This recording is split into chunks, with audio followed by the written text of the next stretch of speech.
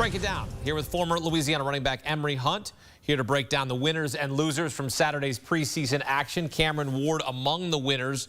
You remember last week he described the Titans offense as very mid. How would you describe Ward in the offense on this night? Not mid. He got down the field, responded well after the first drive, marched down the field with some decisive throws, some good accuracy, some outstanding play. You saw the arm talent, the arm strength.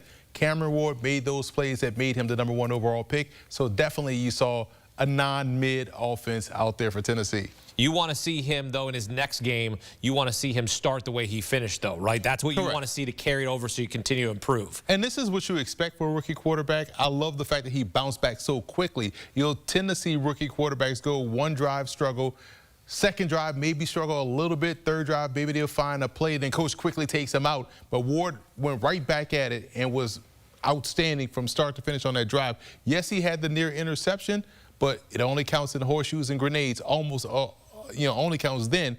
You saw the decisiveness, you saw the arm talent, you saw the assertiveness in the pocket, and that's what you want to see from him. Ward has the second best odds to win Offensive Rookie of the Year behind only Raiders running back Ashton Genty. Second overall pick Travis Hunter, also among the favorites, listed at 11-1. And if you like him to win Defensive Rookie of the Year, he's got 10-1 odds. Made his preseason debut, 12 offensive snaps, 8 defensive snaps, recorded 2 catches for 9 yards and a missed tackle. Emory, what's your takeaway from Hunter's first preseason game? He showed the versatility. He showed why he was thought of highly as a prospect, the second overall pick. And when you take someone like Travis Hunter that high, you're taking him to be Travis Hunter. You're taking him to be the wide receiver. Right here, you got to come up and make that tackle. Bring your shoulders with you. Don't try to dive at the feet. These are NFL-level tailbacks. They'll do what they just did, mush you in the back of the head and get outside on the perimeter. But outside of that one play, I loved how he was in coverage.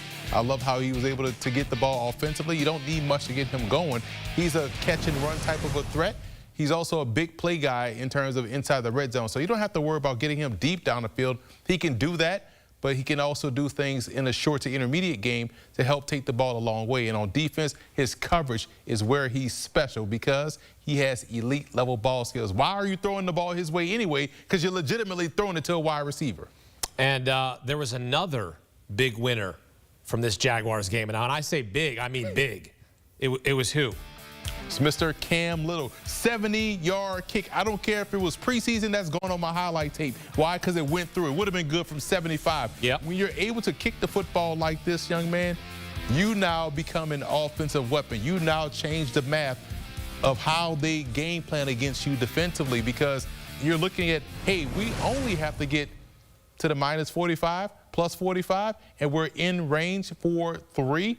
That changes everything. Now the defense has to be super aggressive to get you off the field because if you cross that 50, you are in play for him to kick a field goal. This is a huge revelation tonight for Jacksonville that this guy can hit it from 70. Not saying every kick can make from 70, but now we know 70 is in his bag. You build one bridge, you're a bridge builder, right? True. You hit a 70-yard field goal, you're a 70-yard field goal kicker. So this is big for Jacksonville. We'll see this manifest itself during the season. Will he build that bridge in the regular season, though, and make history and actually break the record? Because the record is 66. Does he get a chance to surpass that? What makes it even cooler, I do think he gets a chance. We don't have to have that caveat of, oh, he's doing it in Denver with the high altitude, the ball travels faster. He's doing it in Jacksonville, in the swamp, in the southern soup. Yes, he has a chance. He doesn't need 70. He just needs 67. Yeah. He can get that. We saw him get 70. Why can't he get 67? I mean, shoot, he would have been good from 74, 75 yards. That was incredible. Unofficially the record because, well, it's the preseason. It's preseason. All right, who else stood out to you on Saturday? Well, let's look at Felli, the outstanding defensive tackle for the New York Jets. I thought he did a fantastic job of being seen because he's a big body guy with the wild hair, but he also made himself known for being active. He had a fumble recovery, a scoop and score. Actually, it was a fall and score because he got him right there in the end zone. You see right here, the ball comes out. Guess what? Johnny on the spot, give me the football. 1.5 sacks, 2 quarterback hits, a TFL, and a solo tackle.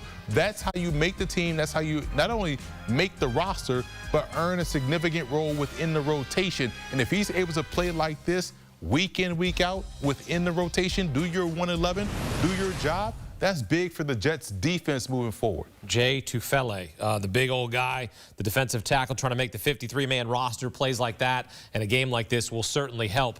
Another group caught your eye in New York. Who is that? It was the Giants quarterback. It wasn't the Buffalo Bills. It was the Giants. The Giants. Well, listen, it could be Jersey. Don't forget about Buffalo. They're in New York. Oh, there's a People big do. contention about Jersey and Giants and all that stuff like that. But look at this quarterback room.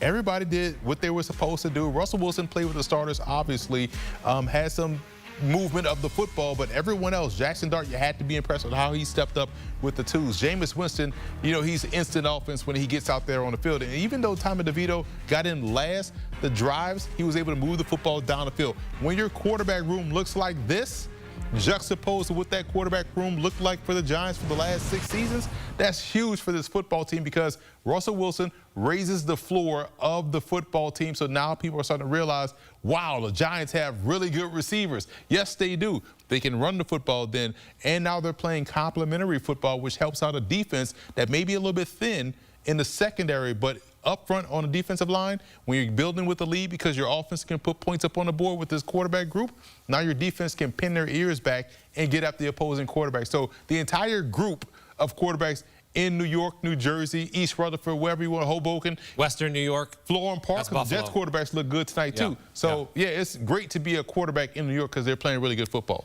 Also, too, Jackson Dart. I mean, that was an incredible throw to Lil Jordan Humphrey. Love that guy. That's a big dude named Lil. Yeah, it's true. A good receiver there for the Giants. We'll see if he sticks with them in the regular season. But also impressive that they are going to be able to have the veteran experience and that to be able to develop Jackson Dart as well. You want to see him sit for as long as possible before they make him the starter. All right. Now for your losers from Saturday's preseason action. Who disappointed you? Well, let's stay in New York, New Jersey. Okay. With the Jets this time. I love the aggressiveness. I love the fact that you go out there and you want to fight, you want to set the tone, you want to impose your will, but you got to be smart. They had to have set the preseason record for personal foul penalties. They had roughing the passers, late hits. You like the aggressiveness, you got to rein it in. Now, I know coaches will say, I'd rather tell my players to say whoa as opposed to say sick 'em, right? So you love the aggressiveness here, but you got to be smart. These are the type of penalties that extend drives for the opponent, that puts you in a backed-up situation, puts a lot of pressure on your offense. But I do like the fact that they were out there scrappy and fighting. And yes, it yielded some big plays for them in a positive way. But with these penalties, I guarantee they're probably running right now from Green Bay back to Florham Park because of this is the type of stuff that you don't want because that can lose you ball games in a regular season. Do I have that phrase wrong? I thought it was whoa instead of having to say go. It's you can see it's either or. I'm from the South, so I say sick 'em. You know what I'm saying? Like, I mean, I get that, but like that's what I tell my son who plays flag football. I go, I don't want to have to tell you go. I want to have to tell you whoa. You just want trying to rhyme, like you know what I'm saying? I mean, I'm just it's catchier, it's right? Sick 'em. Okay, I get it, I get it. I'm just saying. I thought it was whoa, and instead of having to tell him to go. But okay, I think Aaron Glenn's got to be like he's gonna be a little bit disappointed about that, right? A little bit because you know he's aggressive, right? You know that he wants to be aggressive, but he's also going to want to have that cleaned up because that's how you can lose games like that with penalties like that. That has been a problem for the Jets. Precisely, and because if you're, hey, we're getting off the field on third down and you see this late flag come in, it's like, for what? Late hit on the quarterback. And then you're like, I didn't hit the guy late. Then you look at the Jumbotron, and not only did you hit him late, you suplexed him. Like, you can't just do stuff like that if you're the Jets defense because this offense, I believe, in all seriousness, will be ball control, chew up clock. They'll maximize possessions. They'll get 3. Sometimes we'll get 7 for the most part, like they did tonight. And defensively, it's just about getting off the field and giving this offense more possessions to take the air out of the football. But penalties force you to stay on the field, and now it puts your offense in a situation where we have to score because our defense just gave up a long drive because they couldn't get off the field due to penalties. Well, we know that some teams need the preseason more than others. Emory, who else wasn't locked in on Saturday? The Arizona Cardinals, the turnovers. And that's the part that really bothers me about this offense because they came at all 3 levels. First play of the game, boom, ball comes out. Now you have a short field for Patrick Mahomes. This leads to a touchdown. Then you have this one. Kyler Murray looked dead in the heart of the Kansas City Chiefs defender and still threw it to him. Like, you can't do that inside the red zone. That took away a possession. Then they had another one late in the ball game. So at the end of it, well, it was an overthrow. So if you're telling me this offense is going to be something special. And I'm a big fan of what they have on paper and the potential of this Arizona Cardinals football team. But these type of little things of turnovers, inconsistent play, that tends to show up in the regular season. And yes, it's the first preseason game and it is an exhibition, but you want these guys to really lock in and not carry this type of play into the regular season. So turnovers would really bug me tonight for Arizona, because you saw it from the starters, you saw it from special teams, and you saw it from the reserves. They got to get that cleaned up. How about Patrick Mahomes, though? 1 for 1, 1 yard, 1 touchdown. He's that really doesn't get better than that. I mean, I guess it does get better than that, but 1 for 1, 1 yard, 1 touchdown. Like, I'm in, I'm out. Thank you very much. Do your job. Just make make sure you're efficient. Do your job and get out of there. Okay, that's smart. You did your job. Appreciate you. I'm not going nowhere, though. Okay. What's next? All right, he's with us through the entire college football and NFL season here on CBS Sports HQ. Here's a look at Sunday's preseason schedule. Look, why don't you read that, and then your night can be over. Read those two lines games there. on a slate. First at 1 p.m. Eastern Time. Rookie Quinn Ewers expected to start for the Dolphins against the Chicago Bears. Then at 4 p.m. Eastern Time, Spencer Rattler, America's quarterback, will start for the New Orleans Saints, with rookie Tyler Shuck to follow in their preseason opener against the Los Angeles Chargers. I told you I'm not lazy. I'm not good at this. What else you need me to read? Emory Hunt keeping it locked.